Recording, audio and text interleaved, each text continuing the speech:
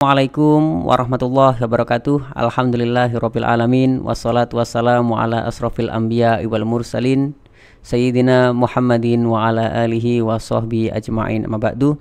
Yang kami muliakan Kepala Madrasah Mandua Banyuwangi Dr. Handes Haji Sayroji MAG, dan yang kami hormati seluruh dewan guru dan tenaga pendidikan Mandua Banyuwangi, yang kami cintai seluruh siswa-siswi Mandua Banyuwangi, dan tak tertinggal pula viewers dan subscribers YouTube channel Mandua Banyuwangi.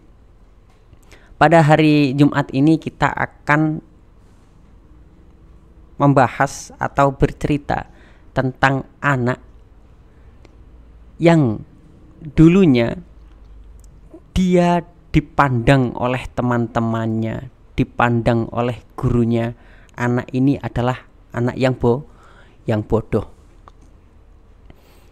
Tetapi di masa tuanya, anak ini adalah anak yang sangat berprestasi. Dimulai dari mana ceritanya? Dimulai dari sini. Anak ini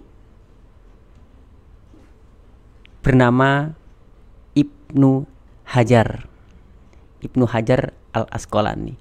Nah, Ibnu Hajar Al-Asqalani ini ketika dia berumur 4 tahun, dia ditinggal oleh ayahnya.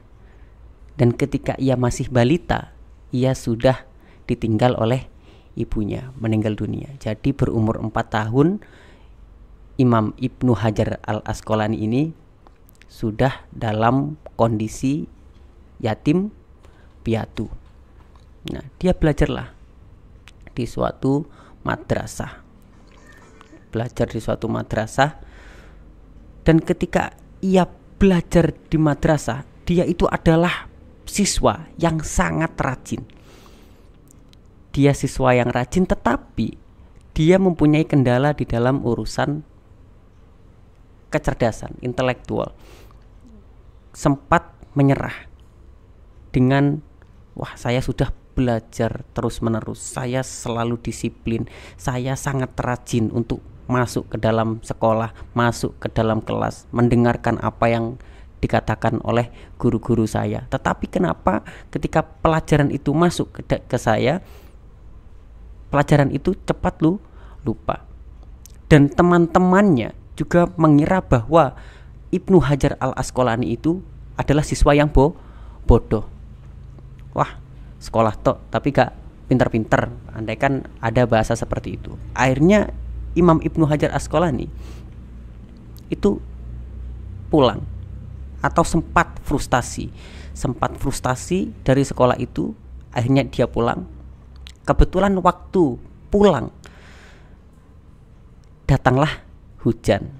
Nah, karena hujan ini, Imam Ibnu Hajar Al-Asqalani dia mampir ke goa. Dia mampir meneduh di goa, dan di saat di goa itu Imam Ibnu Hajar Al-Asqalani melihat tetesan air yang terus-menerus kepada batu.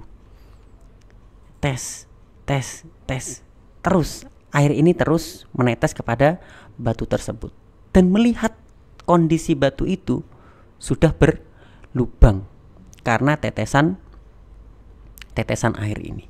Akhirnya, wah, batu ini keras loh, tetapi bisa berlubang karena tetesan air.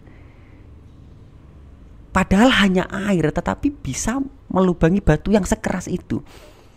Akhirnya Imam Ibnu Hajar Al-Asqalani itu berpikir, lah, ini batu saja bisa berubah karena tetesan air yang terus-menerus.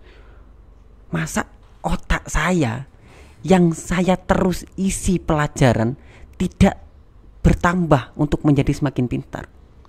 Wah, akhirnya Imam Ibnu Hajar Al-Asqalani mendapatkan pemikiran dari situ. Wah, ini berarti saya harus belajar terus-menerus. Dan akhirnya kembali Imam Ibnu Hajar Al-Asqalani datang ke gurunya dan melanjutkan studi belajarnya.